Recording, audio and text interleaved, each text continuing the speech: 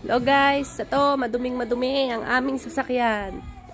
Kaya nag-decide akong bumili ng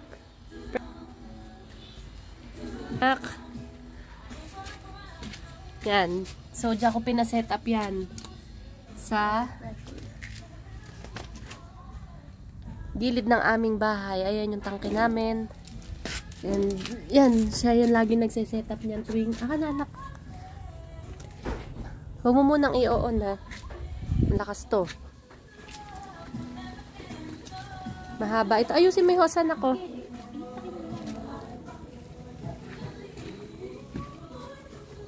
Buhol, oh.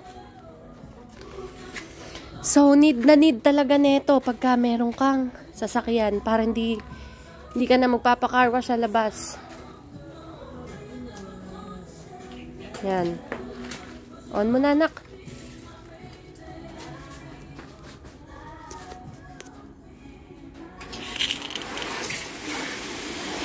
See how good. Tanggal agad yung mga dumi, oh.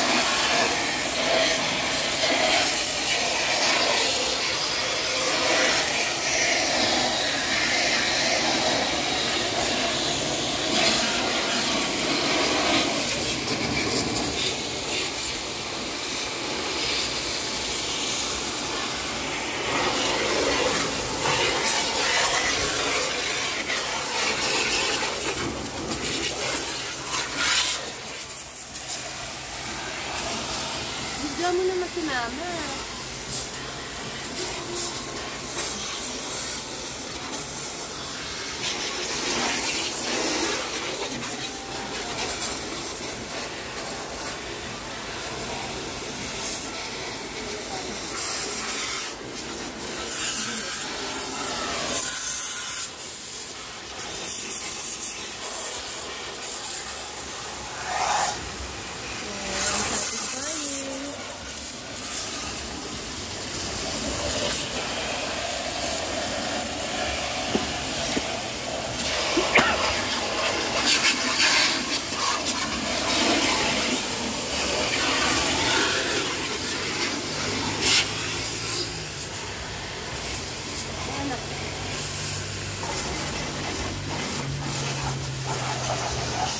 Yung gulong, anak.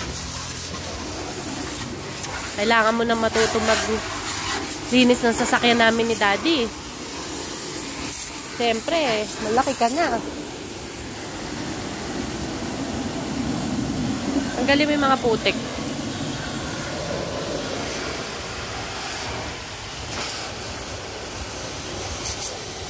Ayun, oh, may putik.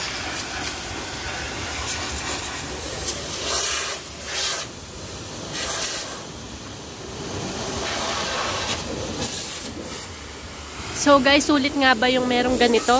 Sulit na sulit, as in. Sobrang sulit. Ayan, nagpagawa na rin kasi ako ng gripo dito. So, para hindi na kami mahirapan. Pagka, ayan. Para hindi na kami mahirapan kung saan kukuha ng tubig yung pressure washer. Maingay ba? Hindi naman. Sakto lang. Ayan lang yung ingay niya. Para lang, kasing ingay lang siya ng mas maingay lang ng konti sa aircon. Ayan lang ang needed. Basahan. Ito, maganda to. Pang sabon. Sipagan mo, anak, ah. May bayad yan.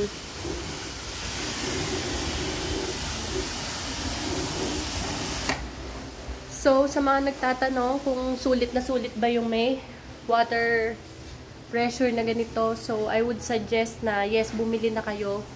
And, para matanggal yung mga putik-putik sa mga loob-loob ng mga sasakyan nyo. At yung hindi nakukuha sa mga regular hose lang na pinanggaganon, makukuha dyan sa water pressure. Magkano nga ba bili ko dito? 4,000? If I'm not mistaken. Hindi pala ako bumili, yung asawa ko. I'm so sorry. So, ayun. Kaya, hindi na kami madalas magpa-car wash. Laging sa bahay na lang. Kasi maluwang naman yung bakuran. Madali ka naman makakakilos. Ayan lang yung tubig. And sobrang sulit. Madali lang siyang iayos. At natatanggal agad yung mga putik na dumikit sa mga mugs and do sa kaloob-looban ng sasakyan. Kaya kami bumili nito. Kasi pagka kasi naka-hose lang, hindi siya talaga natatanggal eh.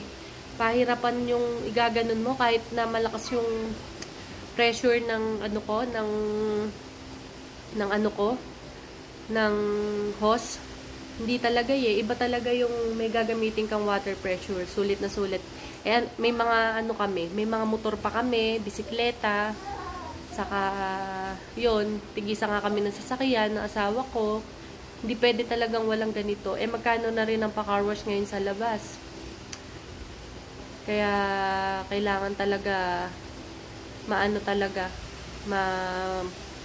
ma-car wash mabuti yung mga sasakyan. Sayang din kasi, tinatamad din kasi kung minsan sa labas magpa-car wash, mag-aantay ka pa ng 20 to 30 minutes bago ka ikaw yung sasalang. Marami din nagpapa-car wash doon. Kaya, ayun, bumili na kami ng ganito.